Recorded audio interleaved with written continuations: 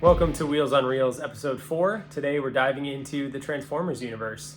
Starting off with the 2007 Transformers, I'll probably end up doing at least the 5 Michael Bay films. There's going to be 7 cars that I'll go through. There's a lot more than that in the film, especially when you consider cars and trucks, but there were 7 that stood out to me when I was watching it. So with that said, at number 7 on the list, we have Sam's dad's Austin Healey. Just a traditional classic British sports car, lightweight, I think it's from the 60s or so. Timeless piece of design. Not necessarily my style, but it is, a sports car in a sea of SUVs, so definitely deserves its spot on this list. And it certainly gets a fair amount of screen time as well, which is always nice to see. So happy to put this one on the list. Just have some other cars that I would put above it. One of which is the 1977 Camaro that Bumblebee is at first. It's the one that Sam buys off of Bobby Bolivia, aka Bernie Mac, at the dealership. Bernie's just great in this movie, and honestly, the whole movie is filled with one-liners that I had totally forgotten. Definitely worth a rewatch just for that, but also, the cinematic cuts and action sequences and music are all just really well done. So I definitely would recommend throwing this movie back on, even as a background movie while you're doing chores or meal prepping or something like that. But in the number 6 slot is Bumblebee as the 1977 Camaro. Cool car, got its place in history. Back in that muscle car era, the yellow with the racing stripes is cool. Just not my style. If I was going to go with an old school Camaro, I would pick a 69. We'll put the second gen Camaro 6th on the list. In the number 5 spot is a car that I've actually seen in person. I don't think I have any photos of it, but if I do, you'll see it right now.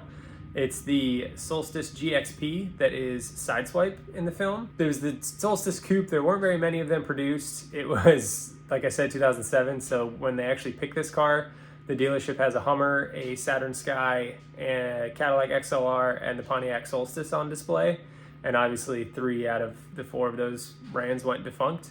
Hummer's back now as an EV, but not the same as it was in the 2000s. Still cool to see all these cars. I really like the GXP Coupe because it's a more sporty version of the Solstice. You get the rigidity of a coupe and just a neat piece of design. I mean, it's got lines that really no other car has. Even the Miata RF that's out today is probably the closest thing to it, but back in 07 it was a totally unique design. So hats off to the GM design team for putting this one together. At number 4, we have the Hummer H2.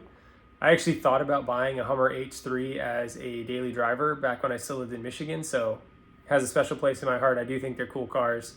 I think the H3 actually had a 5-cylinder motor. I'm not sure what was in the H2, but still a cool car, very reminiscent of the time, and given the kind of militaristic theme of this movie, there's really no surprise that they included a Hummer, which is kind of like the military civilian vehicle.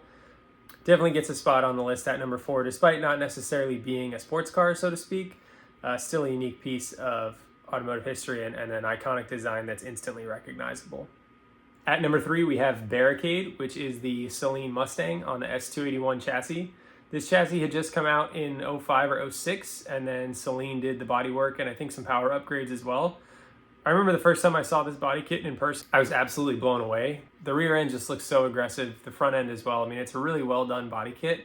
And even though the S281 might not necessarily be the greatest driving experience around, there's something to be said for the Saleen version of it, and I would love to give one a go someday.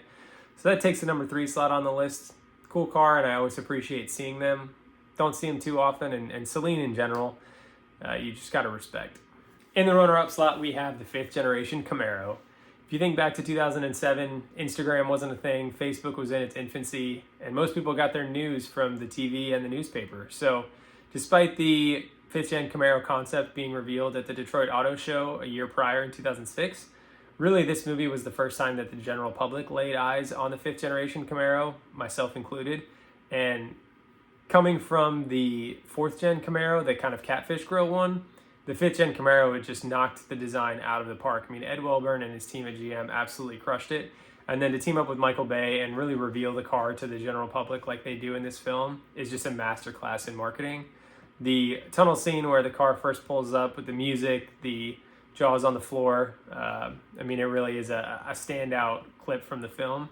And then the rest of the film just follows suit. I mean, the whole movie is an ad for GM, but the Camaro especially was really bolstered by this movie and really brought it back into the public eye after an 8-year sales hiatus. So what a way to come back. What a car by GM at the time. And it was really kind of during that retro era. You had the Camaro, the S281 Mustang, and the then new Dodge Challenger really competing for the market in that kind of retro sports car design category.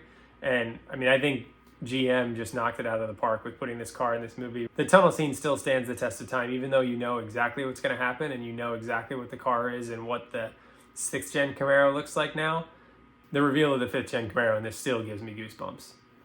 But at the number 1 slot, like I said in the last one, I'm a huge Porsche nut, and for about 1 second in the movie, maybe less, there is a Porsche Boxster Spyder, the 987 Boxster Spyder, the first generation from 2009.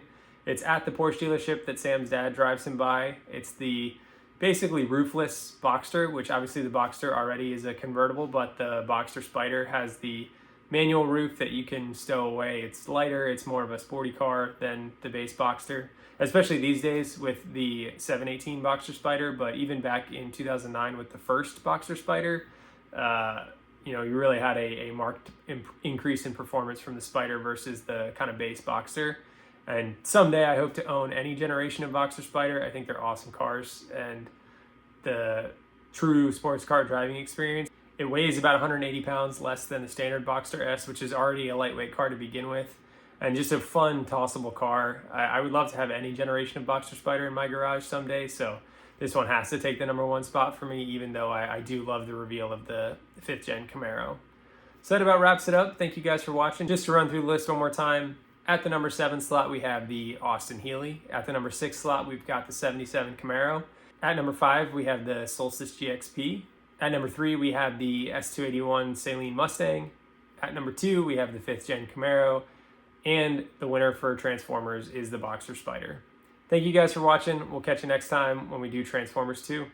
Cheers.